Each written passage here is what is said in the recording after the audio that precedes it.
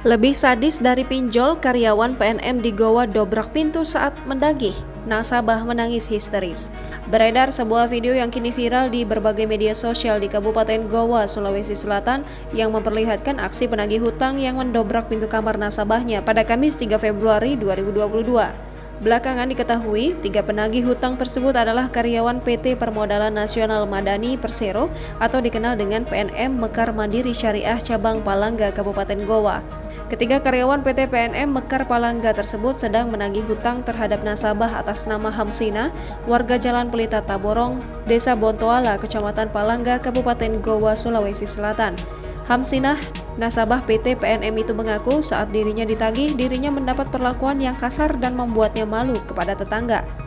Bahkan aksi ketiga karyawan PT PNM Mekar itu diabadikan melalui rekaman video saat mendobrak pintu kamarnya lalu kemudian disebarkan. Bahkan anak gadis Hamsinah yang menyaksikan dirinya diperlakukan seperti itu ikut menangis histeris.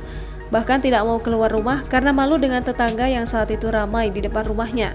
Hamsinah juga menceritakan jika dirinya sempat memohon kepada para karyawan PT PNM Mekar Palangga itu untuk diberikan keringanan lantaran dirinya telah berduka. Ibu dari Hamsinah baru meninggal 15 hari lalu, membuatnya harus kembali ke titik nol lantaran modal untuk menjual nasi kuning habis digunakan untuk biaya sang ibu saat masuk di rumah sakit. Dana yang Hamsinah pinjam kepada PT Permodalan Nasional Madani Persero itu bernilai 7 juta rupiah dengan angsuran per 2 minggu sebesar Rp188.000.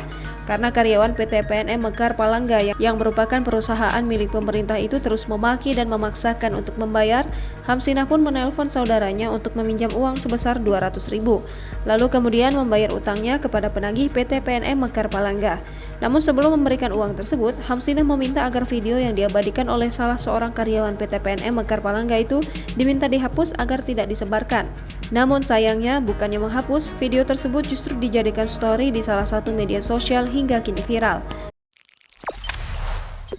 Jangan lupa subscribe, share, komen, dan like ya!